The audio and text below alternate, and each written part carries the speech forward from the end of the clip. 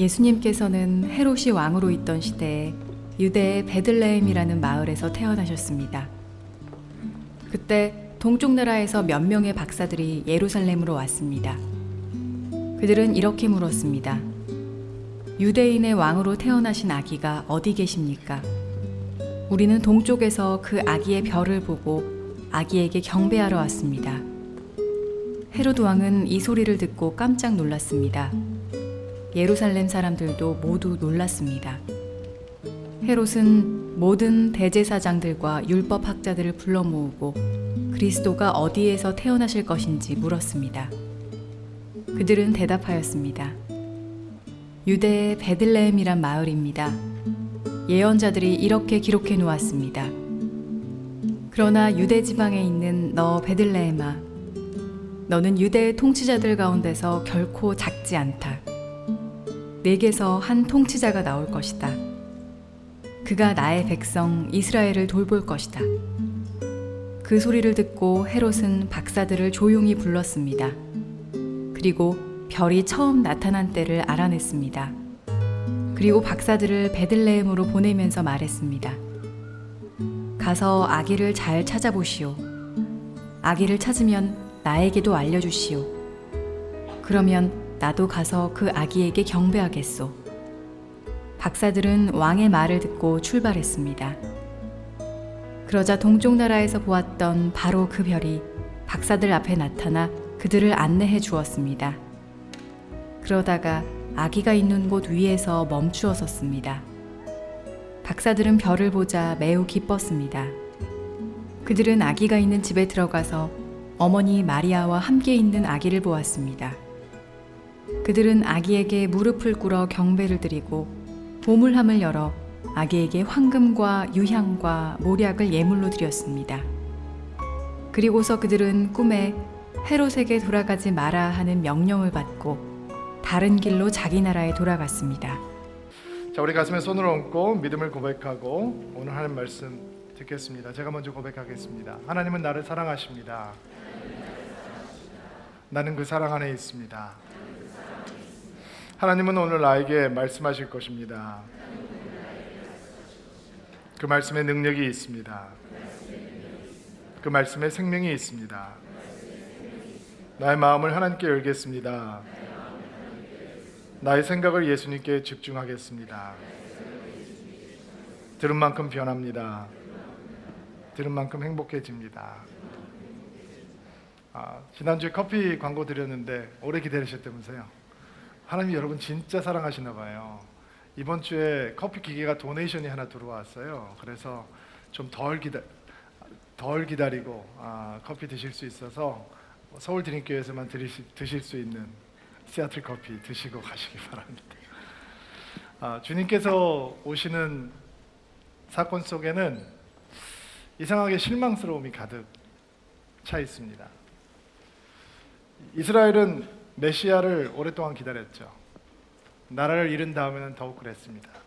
메시아가 오면 자신들의 나라가 회복될 거라고 생각했습니다. 그래서 간절히 기다렸습니다.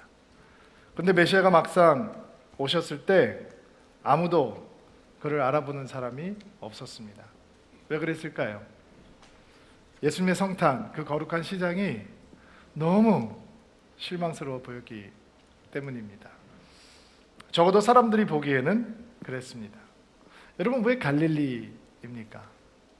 갈릴리라고 하는 곳이 이스라엘에서 가장 차별을 당하는 곳이고 억양도 너무 투박하고 이스라엘 나사렛이라고 하는 시골에서 무슨 선한 것이 날 수 있느냐라고 경건한 사람들이 얘기를 할 만큼 그게 이스라엘의 사람들의 정서였는데 왜 갈릴리고 왜 나사렛입니까? 왜 결혼도 안 한 소녀입니까? 좀 눈에 띄는 사람이면 안 됩니까? 결혼을 앞둔 왕의 딸이라든지 어떤 권세가의 딸을 선택하고 그렇다면 예수께서 태어나실 때 조금 더 많은 사람들이 주목해 줄 수 있지 않았겠습니까? 왜 아무도 신경 쓰지 않고 중요하게 생각하지 않는 마리아입니까? 누가 그녀의 말을 믿어주겠습니까? 동정녀 탄생, 그 당시에 사람들이 우리처럼 생물, 과학 이런 거 배우지 않았다고 해서 그 당시에 사람들이 동정녀 탄생이라고 하는 것을 매우 쉽게 받아들이고 믿었을 것이다 라고 생각한다면 매우 큰 오해입니다. 여러분, 누가 마리아의 말을 믿어주겠습니까? 이게 우리가 믿기 힘든 것처럼 그들에게도 그 사실은 믿기 어려웠습니다. 여러분, 왜 요셉이어야 합니까? 그가 다윗 왕의 후손이긴 하지만 몰락한 초라한 왕족, 먼 과거의 왕이었던 사람의 후손, 지금은 찢어지게 가난한 평범한 목수. 여러분, 오히려 더 서러운 시나리오 아닙니까? 메시아의 탄생, 그 소식을 천사들로부터 들었던 사람은 왜 목동이어야 합니까? 대제사장이면 안 되는 것입니까? 율법학자면 안 되는 것입니까? University of 예루살렘 대학의 종교학부의 교수들만 다 모아놓고 그런 천사들의 찬송이 울려 퍼졌다면, 아니면 그 당시에 가장 유명한 랍비들이 있는 자리에서 천사들의 찬양 소리가 퍼졌다면 더 좋지 않겠습니까? 누가 목동의 말에 귀를 기울이겠습니까? 이스라엘에서 목동이라고 하는 직업은 가장 천대받는 직업이었습니다. 어느 정도로 천대받는 직업이냐면 목동은 유대 법정에서 증인으로 선택될 수 없었습니다. 그 정도로 하찮은 사람들의 무리, 목동에게 천사들의 찬양이 먼저 들려왔습니다. 마리아도 초라하고 요셉도 초라하고 나사렛도 초라하고 베들레헴도 초라하고 마구간도 초라하고 목동들도 공상스럽고, 왜 이렇게 예수님께서 오시는 길이 실망스럽고 초라한지 보고 있는 우리들의 마음이 속이 상하기까지 합니다. 이스라엘 전체에 예수님을 맞을 사람이 이렇게 없단 말입니까? 하나님이 오시는데 누울 곳이 없어서 마구간으로 왕 중의 왕께서 이 땅에 임하시는데 따뜻한 이불 하나 깔아드리지 못해서 말 밥그릇으로 대신 쓴다고 하는 말이 어떻게 말이 되는 이야기입니까? 정말 실망스럽습니다. 이런 상황도 실망스럽지만 이런 상황을 연출하고 계시는 하나님에게조차 우리는 약간 마음이 상하기도 하고 하나님을 향해서도 실망스러운 마음을 느끼게 됩니다. 그런데 이런 실망스러운 사건 속으로 아주 먼 나라로부터 오랜 시간 동안 여행을 해서 오고 있던 소수의 무리의 사람들이 있었습니다. 바로 우리가 흔히 동방박사라고 얘기를 하는 이방인들이었습니다.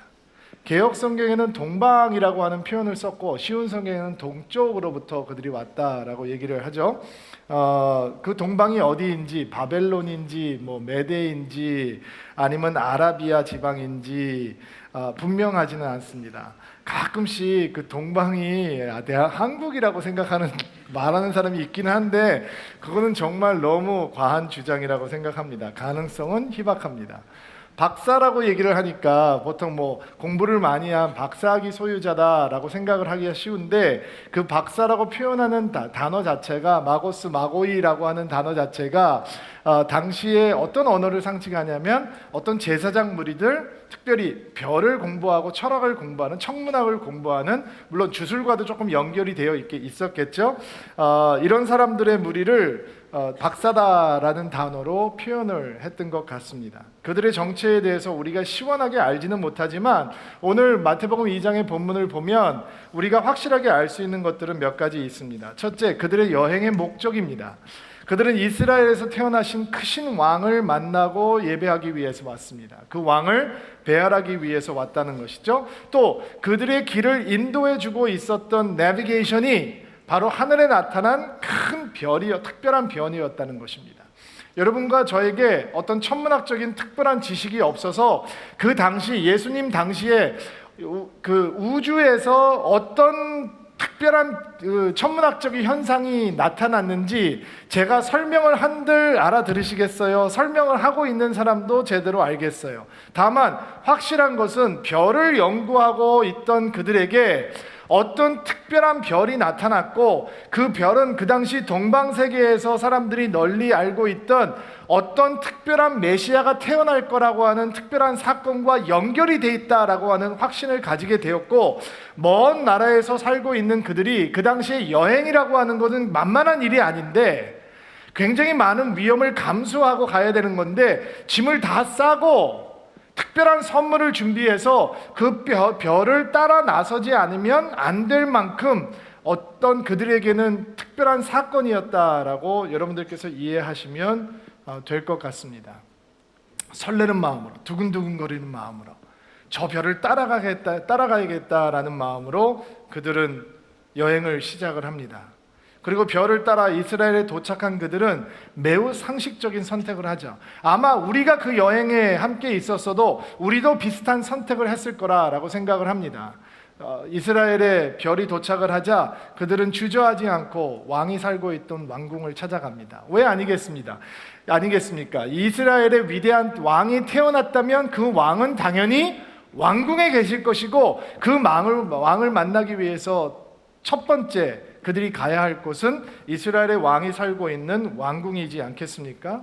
그리고 지금 태어나신 이 이스라엘의 위대한 왕이 어디 계시냐라고 물어보니까 왕궁은 발칵 뒤집힙니다. 왜냐하면 그 당시에 이스라엘의 왕은, 분봉왕은 헤롯이라고 하는 사람이었는데, 이 헤롯이라고 하는 사람이 정통 왕조에서 태어나서 왕이 된 사람이 아니라 그 사람이 에돔 사람인데, 이 이방 정복 세력에게 막대한 뇌물을 주고 아부를 해서 권력을 차지하고 그 권력을 유지하고 있던 사람이었기 때문에, 그리고 그 권력을 유지하기 위해서 자기의 친족을 죽이고 자기의 형제까지도 죽이기를 마다하지 않는 아주 포악한 왕이었기 때문에 이스라엘의 왕으로 태어나신 이가 어디 있느냐라고 하는 소리를 듣자마자 내 왕권이 흔들리는 거야 라고 하는 사실 때문에 갑자기 긴장을 했죠. 여러분은 그 뒷이야기를 알고 계시죠?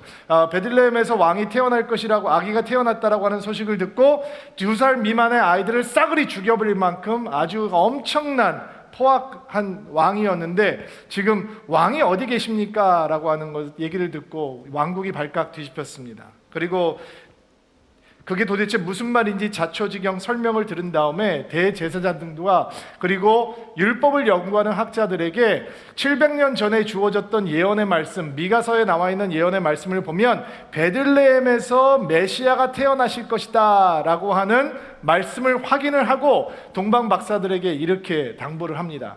베들레헴에서 그 아이가 태어난다라고 얘기를 하는데, 내가 당신들을 베들레헴으로 보낼 테니까 거기에 가서 그 아이를 찾고 그 아이를 예배하고 그 아이를 예배한 다음에 반드시 나에게 돌아와서 그 아이가 어디에 있는지 나에게 정확하게 알려주십시오. 왜냐하면 나도 그 아이를 예배하기 원하기 때문입니다. 근데 완전 거짓말이었죠. 나중에 거기에서 태어난 아이들을 다 죽여버리는 엄청난 살상극이 벌어지게 되는 것입니다.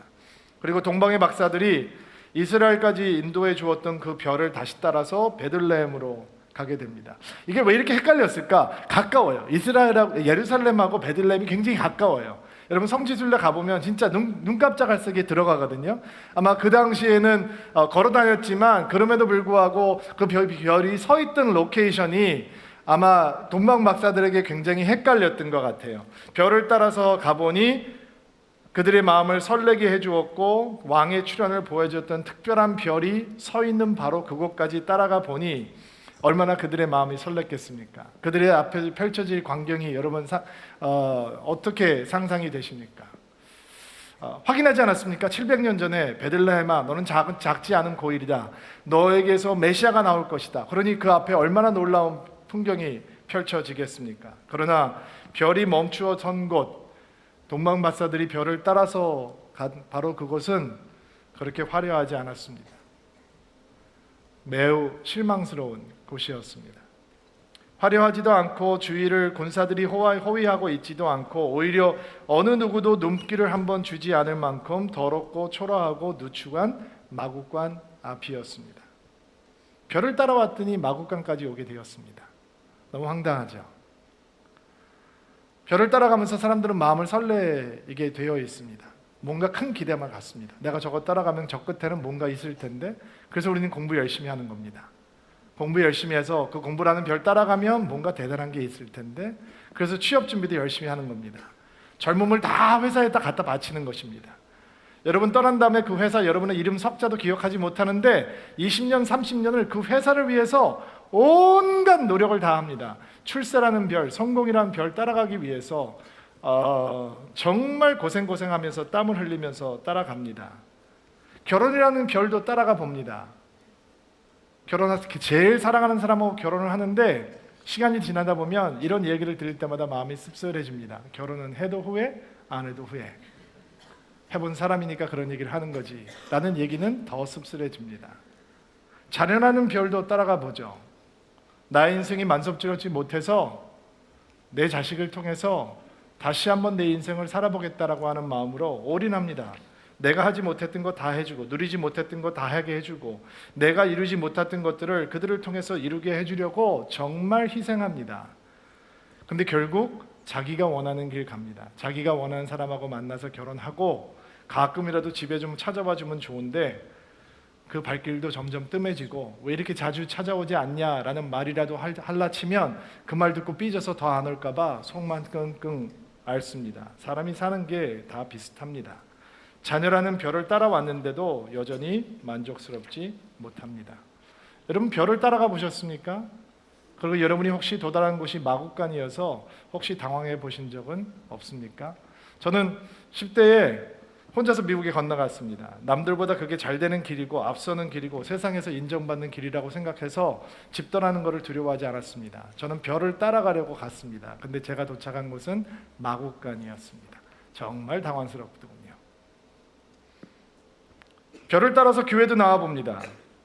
세상에서 얻을 수 있는 것보다 더 큰 영광과 축복을 하나님께서 주실 거라고 생각합니다. 애들도 잘 될 것이고 사업도 잘 될 것이고 건강하게 될 것이고 근데 멈추고 서보니 별이 나를 인도한 것은 내가 상상하지 못했던 누추한 마국간 앞입니다.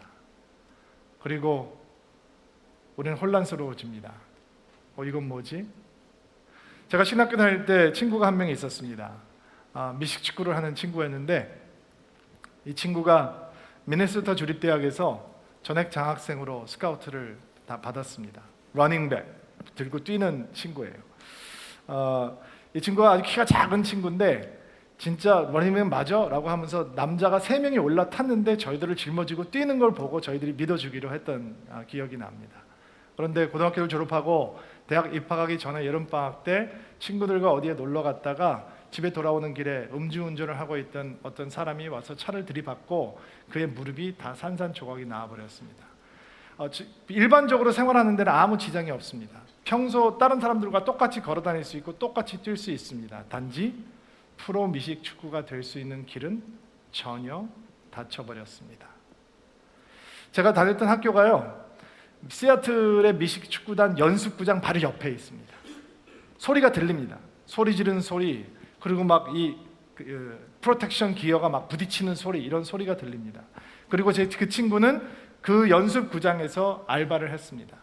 수백만 불의 월급을 받고 있는 선수들의 시중을 들면서 시급 8불, 10불 받으면서 아르바이트를 했습니다. 그의 꿈은 그거였습니다. 미식축구 선수가 되는 것. 미네소타 주립대학에 가서 좋은 성적을 내고 스카우트를 해서 미식 프로 선수가 되는 것. 그는 별을 보면서 온갖 훈련을 다 견뎌야 했습니다. 그런데 그 앞에 나타난 것은 마국간이었습니다. 얼마나 당황스럽습니까, 여러분? 마국간에 가기 위해서 누가 이렇게 힘들게 여행합니까? 누가 마국간을 만나기 위해서 희생하고 헌신합니까? 마국간이 우리의 종착점이라면 여행을 처음부터 시작하지 않았을 것입니다 라고 생각하는 사람도 많을 것입니다. 그런데 별이 마국간 위에 멈추어 섰습니다. 그리고 동방 박사들의 리액션을 볼까요? 9절 10절 말씀 9절 10절 말씀 같이 한번 읽어주세요. 시작. 출발했습니다. 그러자 동쪽 나라에서 보았던 바로 그 별이 박사들 앞에 나타나 그들을 안내해 주었습니다. 그러다가 아기가 있는 곳 위에서 멈추어 섰습니다. 박사들은 별을 보자 매우 기뻤습니다. 그런데 별이 멈춘 곳에서 동방으로부터 온 이방인들은 실망하는 대신 기쁨으로 충만해지기 시작했습니다. 일단 아멘으로 받으시기 바랍니다. 여러분, 이 기쁨이 여러분에게 충만하게 되기를 바랍니다. 여러분, 만약에 이 기쁨을 매주 우리가 경험할 수 있다면 얼마나 감동이겠습니까? 운전을 하고 예배를 드리러 오는데 마국간 위에 멈추어선 별을 본 동방 박사들의 마음처럼 우리의 마음이 두근거리고 우리의 마음이 설렐 수 있다면 얼마나 감사하겠습니까? 멀리서부터 상무고등학교 사인이 보이면 여러분들의 마음이 두근거릴 수 있다면 그거보다 더 큰 은혜가 어디 있겠습니까? 그들은 기쁜 마음으로 주님 앞에 섭니다. 여러분, 그리고 그들이 멈추어선 마국강 위에서 내가 잘못 왔나? 이건 아닌데 차라리 왕국으로 돌아가야 되는 거 아닌가? 라는 어리석은 생각을 하는 대신 그들은 마국간 앞에서 주저하지 아니하고 앞으로 들어가서 그 안에 있는 아이를 보기 시작합니다. 11절 말씀. 11절 말씀 읽어주세요. 시작.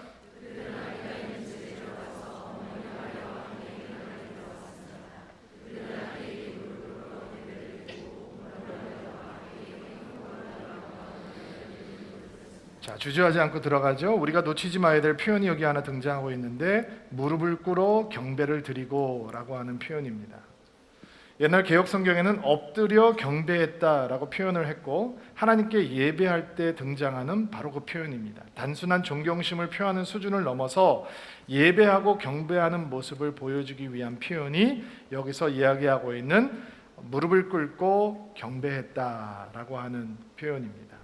마리아를 예배한 것이 아닙니다. 마리아 품에 안겨있는 혹은 말구이에 누워있는 아이를 예배했습니다. 아직 아무 말도 하지 못하는 아기 예수를 향해서 그들은 주저하지 않고 엎드려서 경배하기 시작했습니다. 그리고 예수님 앞에서 그들의 보물함을 열어서 선물, 예물을 드렸습니다.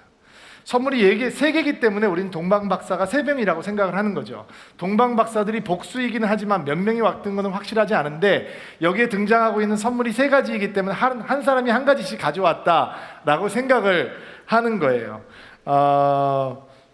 이게 얼마나 놀라운 경배였는지 한번 생각해 보시기 바랍니다. 여러분, 만약에 헤롯의 왕궁 같은 곳에 예수님께서 누워 있었다면 그 자리에서 보물함을 여는 것은 망설일 필요가 없었을 것입니다. 당당했을 것입니다. 어울렸을 것입니다. 그러나 지금 마국간 앞에서 아주 지극히 초라한 마리아와 요셉과 함께 있는 어린 예수를 향해서 보물함을 연다라고 하는 것은 혹시 어울리지 않는다라고 하는 생각은 들지 않습니까? 말구이에 누인 어린 예수에게 이런 과한 선물이 필요한가라고 생각하지 않나요?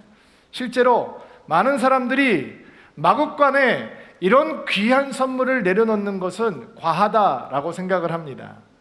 아니, 조금 더 그 표현을 솔직하게 풀어보자면 많은 사람들이 하나님을 그렇게 대하는 것은 과하다라고 생각을 합니다. 너무 재밌죠? 하나님에게 그런 것을 받는다라고 하는 것은 절대로 과하다라고 생각하지 않습니다. 황금도, 유향도, 몰약도 우리에게 주어지면 어느 것도 과하지 않습니다. 그런데 무엇을 하나님 앞에 주어질 때 이런 귀한 예물들을 하나님 앞에 내어놓는 것 자체가 매우 과하다라고 생각하는 사람들이 생각보다 많습니다. 그러나 동방으로부터 왔던 이 손님들은 예수님에게 주저하지 않고 예물을 드리며 경배하고 예배합니다. 우리가 배워야 되는 예배의 모습이겠죠. 동방의 박사들이 자신들이 가지고 올 수 있는 최고의 선물을 가지고 왔을 것입니다. 자기 나라에서 그들이 취할 수 있는 가장 값진 선물을 왕께 드리고 위해서 가져왔겠죠. 그리고 그 선물이 2000년이 지난 지금 우리에게 예수님이 어떤 분인지 기억나게 해주는 선물로 다가오고 있는 것입니다. 첫 번째 선물은 뭐였죠? 황금이었습니다. 그 의미를 설명하는 것은 무의미하다고 생각합니다. 동서고금을 막론하고 최고의 값어치를 가진 영화로움과 부의 상징이 되는 황금.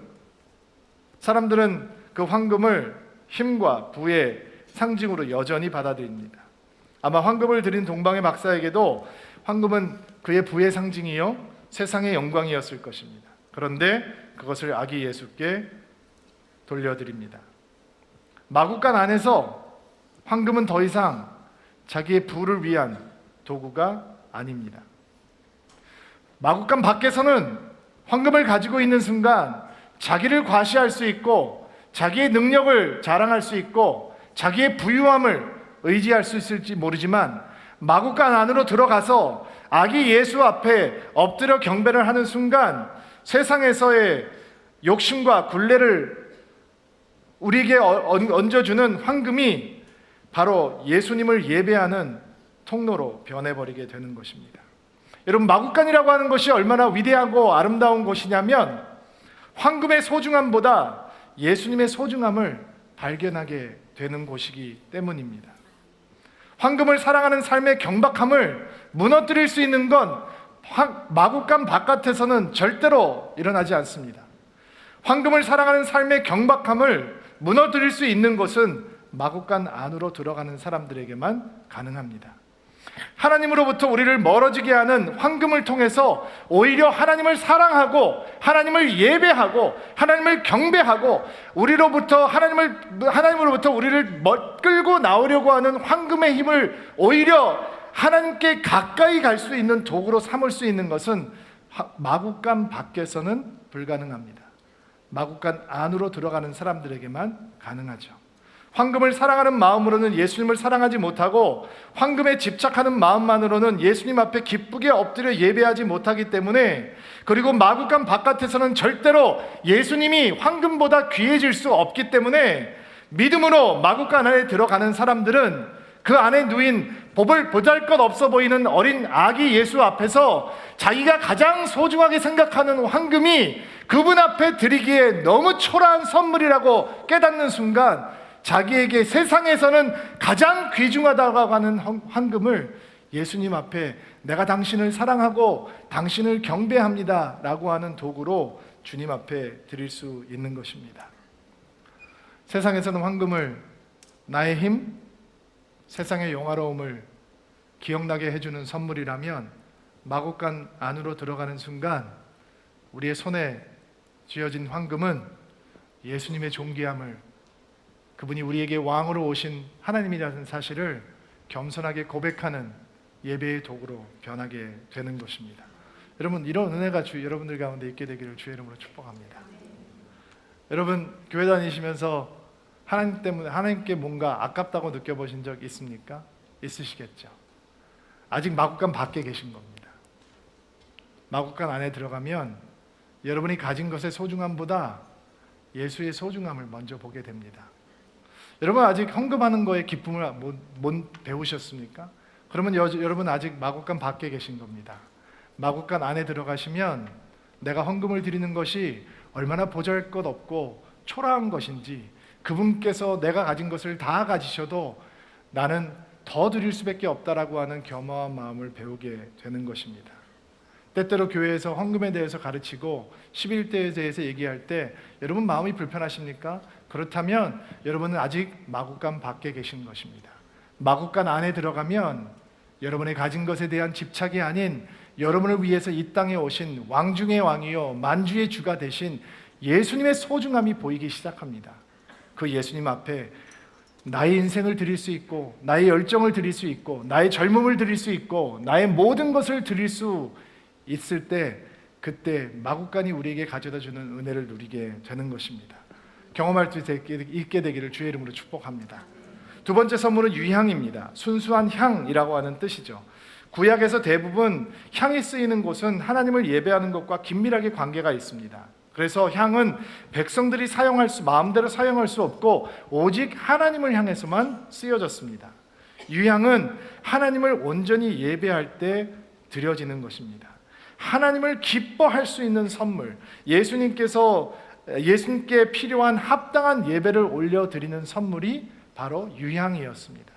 세 번째 선물은 모략이라고 하는 선물이었죠. 모략은 시신을 닦아서 장사할 때 쓰는 향료였습니다. 죽음을 준비하는 향료가 이제 만왕의 왕이요 만주의 주가 되신 예수님을 예배하는 선물이 되었습니다. 이제 이제 마리아를 몸을 통해서 태어나신 어린 예수가 앞으로 어떤 죽음을 당할지 예고처럼 보여주시는 하나님의 계시의 장면입니다. 모든 사람들이 가장 두려워하는 것이 무엇입니까? 죽음입니다. 그 죽음 앞에 모든 인생이 좌절하고 낙심하고 두려워합니다. 그런데 이 모략이라고 하는 선물이 주님 앞에 주어지면서 죽음까지도 정복하시는 예수 그리스도, 할렐루야, 그분의 죽음을 통해서 우리는 죽음을 정복하는 사람이 될 것이고, 그분의 죽음을 통해서 우리는 영원한 생명을 누리는 사람이 될 것이고, 죽음에 쏘는 것을 예수께서 제하여 버릴 것이고, 죽음의 권세를 예수께서 무너뜨려 버릴 것이고, 우리는 죽음 앞에서조차 예수 그리스도라고 하는 하나님의 선물 때문에 더 이상 눈물을 흘리지 않는, 그래서 아름다운 놀라운 생명의 열매를 딸 수 있는 삶을 살 수 있다라고 하는 것이 모략이라고 하는 선물을 통해서 보게 되는 것입니다. 여러분, 별을 따라다니지 마시고 별이 멈추어선 그 마구간 안으로 들어오시기 바랍니다. 하늘을 버리고 이 땅에 오신 예수님을 바라보시기 바랍니다. 우리의 하나님이십니다. 여러분에게 모든 것을 주기 위해서 이 땅에 오신 분이십니다. 그리고 그분 앞에 엎드리시기 바랍니다. 그분 앞에 경배하시기 바랍니다.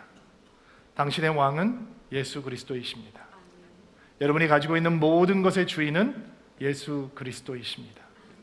마구간이 하나님께서 우리를 인도하신 것이라고 확신할 수 있는 건, 내가 그 주 앞에 무릎을 꿇고 엎드리는 순간 나의 어떤 것도 주 앞에서 아깝지 않다라고 고백하게 되는 것입니다. 우리가 주 앞에 엎드리는 순간 우리가 가진 모든 것은 주님을 예배하는 통로가 되는 것입니다.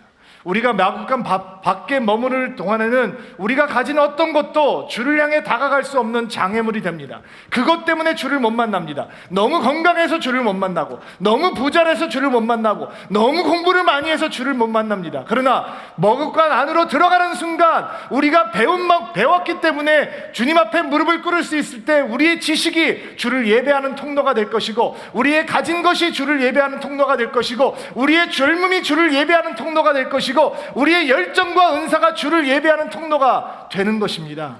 우리를 받으실 분은 오직 예수 그리스도밖에 없기 때문입니다.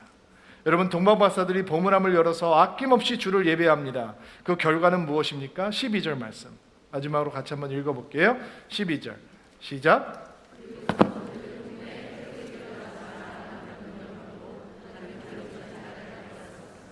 헤롯에게로 돌아가지 마라. 그는 다른 길로 갔다. 여러분, 너무 심볼릭하죠? 너무 심볼릭하죠? 사람들이 헤롯의 길을 쫓아다닙니다. 세상의 길, 영광의 길, 부의 길, 성공의 길, 자기를 과시하는 길, 자기를 팽창시키는 길, 남들보다 앞서는 길, 남들보다 더 자랑하고 싶은 길, 다 헤롯의 길입니다. 마구간 바깥에 있는 사람은 결국 헤롯의 길로 돌아가게 되어 있습니다. 그런데 동방 박사들이 마구간 안으로 들어가서 너무 초라해 보이는 예수 앞에 자신의 가장 귀한 것을 드리고 엎드려 경배하고 나니까 하나님께서 어떤 은혜를 주시느냐, 다시는 헤롯의 길로 돌아가지 않게 해줍니다. 할렐루야. 여러분, 예수 만난 사람은 세상의 길로 돌아갈 수 없는 겁니다. 예수를 만난 사람은 세상의 길로 돌아갈 수 있는 것을 거부할 수 있게 되는 것입니다. 다른 길을 갈 수 있게 되는 것입니다. 하나님께서 보여주시는 길, 말씀이 인도하는 길, 성령께서 인도하시는 길을 갈 수 있는 하나님의 사람들은 마구간 안으로 들어가서 초라하게 누워있는 아기 예수 앞에 당신이 나의 하나님이시요, 당신이 나의 왕이시요, 당신이 나의 주인이시요, 나는 당신 앞에 나의 인생을 드려도 결코 후회함이 없습니다 라고 예배를 하고 일어난 사람은 세상의 길로 가지 아니하고 하나님께서 인도하시는 길로 갈 수 있는 줄로 믿습니다. 여러분, 예수님의 소중함을 보는 사람들, 황금도 유약도 모략도, 아니 그 어떤 소중한 것들도 그것은 단지 예수님을 기억하는 선물에 불과한 것입니다. 여러분의 인생을 다시 한번 주님 앞에 드리시기 바랍니다. 주님, 나는 주의 것입니다. 주를 엎드려 경배합니다. 주님, 제가 젊습니다. 나의 젊음은 주를 기억하기 위한 선물입니다. 주님, 제가 열정이 있습니다. 하나님, 내 열정은 주를 기억하기 위한 선물입니다. 하나님, 저에게 재정이 좀 넘칩니다. 내가 쓰는 것보다 넉넉하게 있습니다. 하나님, 그것이 주님을 기억하기 위한 선물이 되기를 바랍니다. 하나님, 내가 몹시 지혜롭습니다. 하나님, 내가 공부를 잘하고 열심히 했습니다. 많이 했습니다. 그러나 나의 지식도 주님을 기억하기 위한 선물입니다. 하나님, 나에게 보석 같은 자녀가 있습니다. 그러나 그 자녀도 주를 기억하기 위한 선물입니다. 나에게 엄청난 은사들이 있습니다. 그러나 그 은사가 주님, 예수님을 기억하기 위한 선물이었습니다. 그것을 고백할 수 있는 여러분들이 되기를, 드림인들이 되기를, 주의 오심을 기다리는 우리 가운데 그 은혜가 충만하게 되기를 예수님의 이름으로 축복합니다.